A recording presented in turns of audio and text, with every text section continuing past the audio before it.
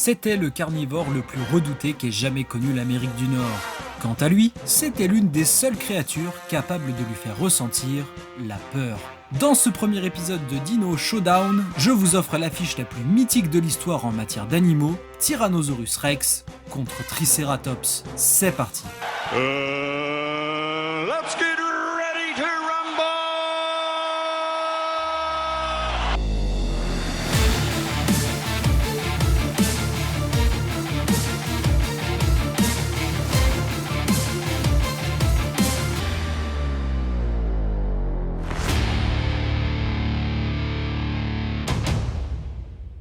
Bonjour tout le monde et bienvenue sur Dodo Review. Alors cette semaine, vous le savez peut-être, j'étais censé parler du documentaire sur la Terre des Géants.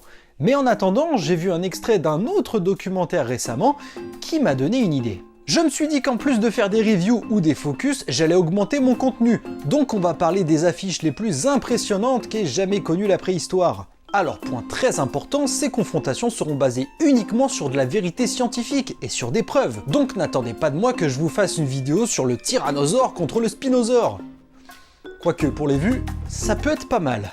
En attendant, on commence par l'affiche que vous avez vue en introduction de cette vidéo. C'est parti. Dans le monde animal, il existe de nombreuses rivalités avérées, comme le lion contre le buffle ou encore l'orque contre les baleines parfois. Mais aucune de ces affiches ne rivalise avec celle que nous avons aujourd'hui.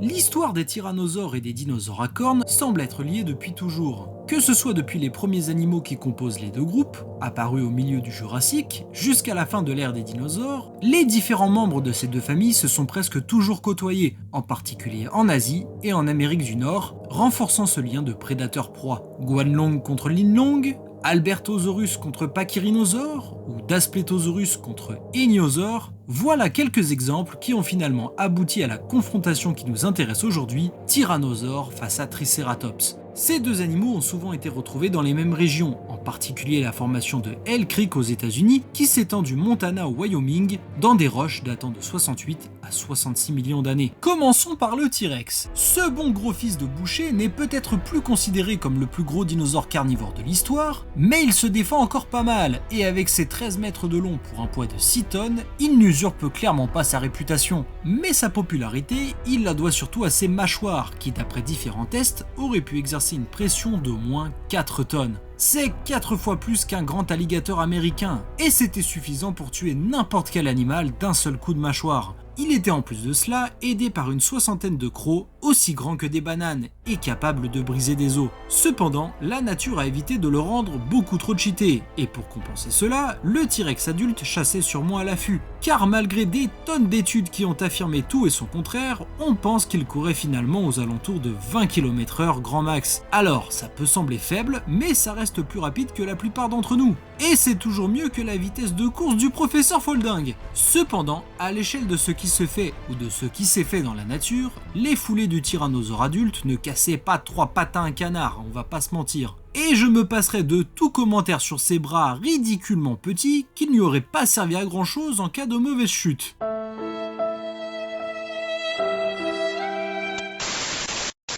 Cependant, nous allons voir que ses petits bras et son manque de vitesse n'étaient pas forcément de gros désavantages face au fils de cornu originel. Je parle bien sûr du Triceratops, qui à l'image du T-Rex dans sa propre famille, est tout simplement le plus gros dinosaure à cornes de l'histoire. Avec ses 8 mètres de long et ses 8 tonnes, cet animal, 2 fois plus grand qu'un rhinocéros, semblait être une forteresse presque imprenable. Ce dinosaure est bien évidemment devenu légendaire grâce à ses cornes d'1 mètre de long et à sa collerette, qui ferait office de bouclier. Mais bien qu'il paraisse menaçant pour tout prédateur qui semblerait un peu trop intéressé, le Triceratops avait en fait quelques défauts. Côté vitesse, il n'était certainement pas plus rapide qu'un T-Rex, et si le carnivore parvenait à contourner la tête de l'herbivore géant, celui-ci n'aurait eu aucune chance contre les mâchoires du tyran. La vision du Triceratops n'était pas exceptionnelle non plus, et plusieurs études ont finalement démontré que ses cornes et sa collerette n'étaient finalement pas si solides que ça. En fait, le Triceratops aurait été incapable de charger comme un rhinocéros, au risque de littéralement s'exploser le crâne. En fait, s'il s'était battu, il se serait plutôt servi de ses cornes à la façon d'un buffle, en éventrant son adversaire et en restant toujours en face de lui. En parlant de ça, le Triceratops avait beau être lent, il avait cependant un excellent centre de gravité, bien meilleur que celui du T-Rex qui pouvait se déséquilibrer facilement. Notre cornu était donc tout à fait capable de se déplacer rapidement pour ne jamais perdre de vue son adversaire. On a maintenant vu les forces et les faiblesses de chacun de nos adversaires. Mais comment est-on sûr qu'ils se sont vraiment affrontés ?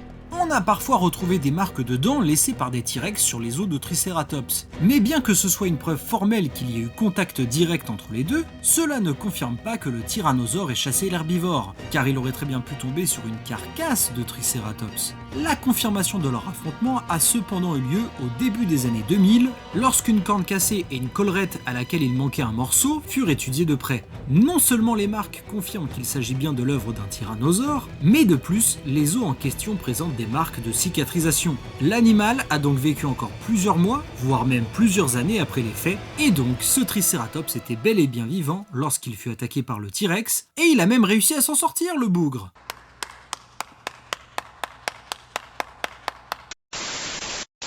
Pour conclure cette vidéo, je vous propose évidemment de revoir quelques confrontations légendaires entre ces deux géants dans la sphère Paléomédia.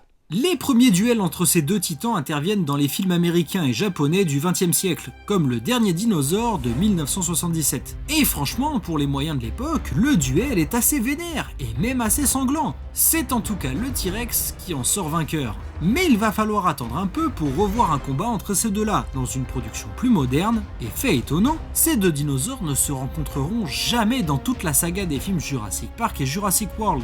Ce qui est assez dingue quand on y pense. Et ce ne sera toujours pas le cas avec Sur la Terre des dinosaures, qui, comme vous le savez, n'a pas vraiment respecté le Triceratops. Incroyable mais vrai, il faut donc attendre le passage au 21e siècle pour voir nos deux combattants de l'UFC s'affronter de nouveau, et le premier à les mettre en scène est un documentaire de Discovery Channel sorti en 2001, Le règne des dinosaures, ou When Dinosaurs Roamed America en VO, j'ai fait l'effort pour l'accent. Alors qu'un troupeau de Triceratops broute dans une plaine aux côtés d'autres herbivores, l'un des membres entend du bois craquer à quelques dizaines de mètres de là. Il s'agit bel et bien d'un T-Rex à l'affût qui ne perd pas son temps pour charger.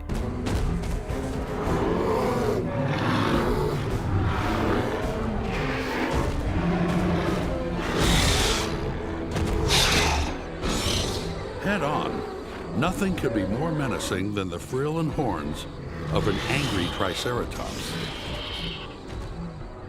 Mais le tyrannosaure est rapidement écarté, car il ne s'agit en fait que d'un jeune qui passait en quelque sorte son premier test de chasseur solitaire. Bah je te félicite pas mon gars, tu peux retourner au fond de la classe. Le prochain combat intervient en 2005 dans le documentaire Les dinosaures tueurs. Et celui-ci est particulièrement célèbre car le premier épisode de cette série est justement dédié à la confrontation entre ces deux titans. Oh mon dieu, je suis juste un plagieur en fait. En tout cas, le documentaire nous offre un final surprenant, car alors qu'on pense que le T-Rex a l'avantage, il se passe ça.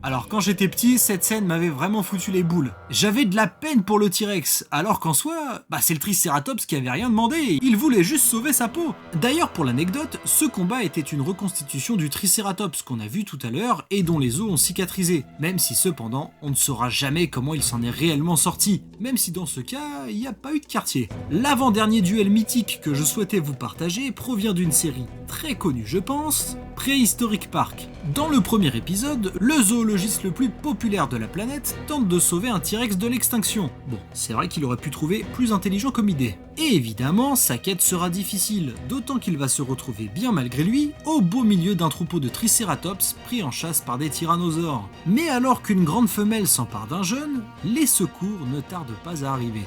Voilà un Triceratops qui fonce droit vers la grosse femelle tyrannosaure. Les cornes se sont enfoncées dans le haut de sa cuisse.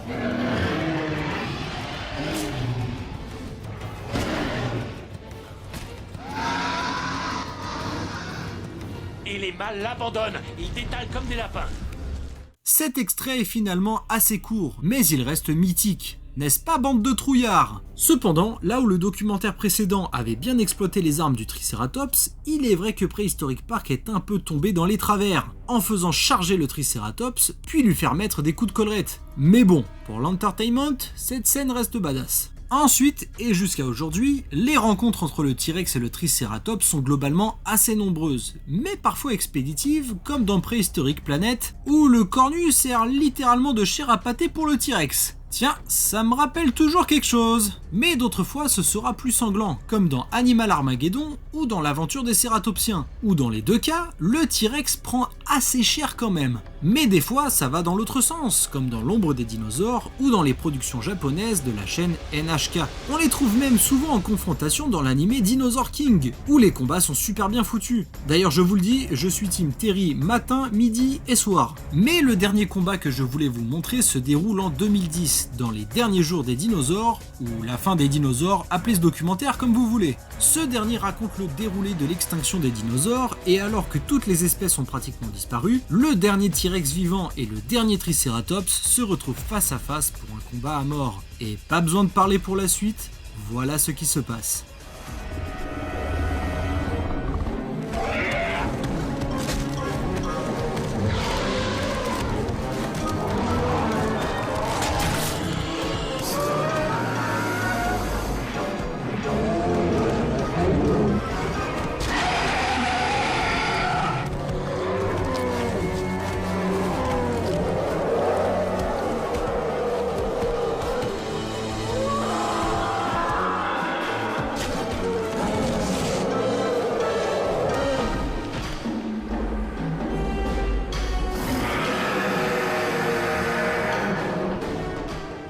Le duel est violent et sans équivoque, et c'est même une bataille à 3 puisqu'un ankylosaure se retrouve impliqué dedans. Et bien que celui-ci soit vaincu par le T-Rex, il causera sa mort par mégarde du prédateur. Une fin tragique, indirectement liée au Triceratops et qui sera d'ailleurs reprise un an plus tard dans le royaume des dinosaures. Quoi qu'il en soit, ces deux dinosaures ont bousculé l'imagination de générations d'enfants, mais aussi des grands qui ont tenté de reproduire leurs nombreux duels, chacun à sa manière. Et il est tout simplement fou de se dire que ces deux dinosaures légendaires, que tout oppose, ont bel et bien vécu et combattu ensemble. Mais plus important encore que la bagarre, il s'agissait de deux animaux extraordinaires, qui ont des dizaines d'histoires à nous raconter. Mais ça, ce sera dans leur futur focus. Et voilà, c'est tout ce que j'avais à dire pour ce tout premier Dino Showdown. On se retrouve très bientôt pour de nouvelles vidéos. Il y aura bien évidemment la review de Sur la Terre des Géants, elle va finir par tomber, ainsi que beaucoup d'autres.